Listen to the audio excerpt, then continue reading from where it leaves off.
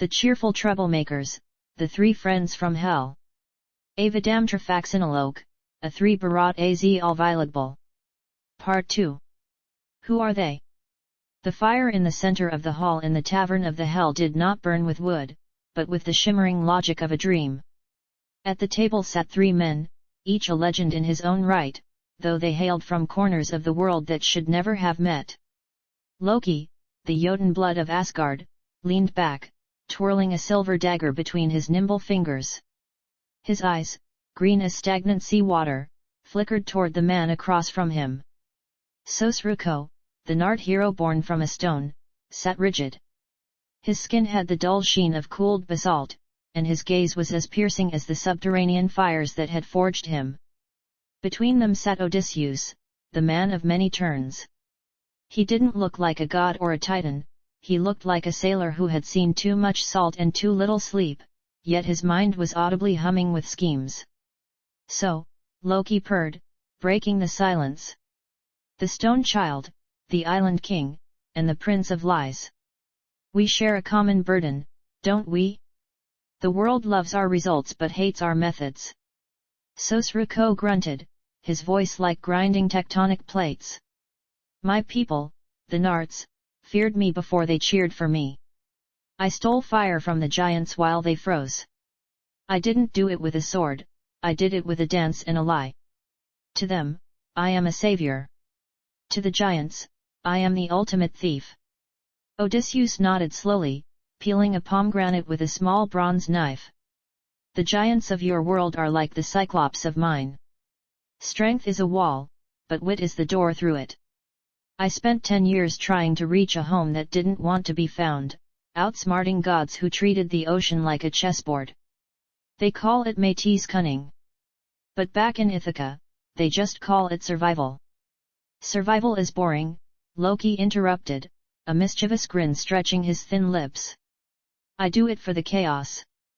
I gave the gods their greatest treasures, Thor's hammer, Odin's spiral born from a bet I made to save my own skin. We are the architects of the world's hinges. Without our troublemaking, the heroes would have no weapons and the kings would have no kingdoms. And yet, Odysseus remarked, looking Loki in the eye, you are chained to a rock. Sosruko was pushed into a trap by his own kin, and I returned to a house full of vultures. The price of being the smartest man in the room is that the room eventually tries to kill you. The 3 shared a grim, knowing smile. They were the outliers, the trickster, the strategist, and the fire-bringer. As the dream hall began to dissolve into the mists of myth, Loki raised a translucent cup. To the silver tongues, he toasted. To the stolen fire, Sosruko added. To the long way home, Odysseus finished.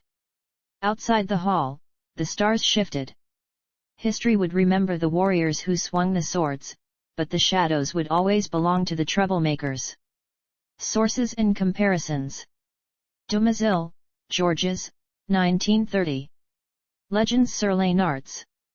Provides the foundational myths of Sosruko, highlighting his miraculous birth from a stone and his role as a trickster hero who often uses guile rather than brute strength to aid the Nart community.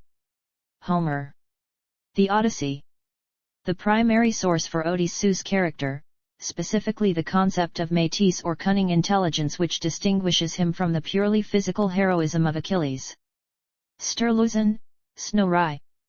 The Prose Edda. Detailed accounts of Loki's role in Norse mythology as a catalyst for both creation and destruction, establishing his archetype as the ultimate divine trickster. Colarusso, John, 2002. Nart Sagas from the Caucasus. An English translation and analysis that compares the Nart cycles to Greek and Norse traditions, noting the parallels between Sosruko's fire-stealing and the Prometheus-Odysseus archetypes. Hyde, Lewis, 1998. Trickster Makes This World, Mischief, Myth, and Art.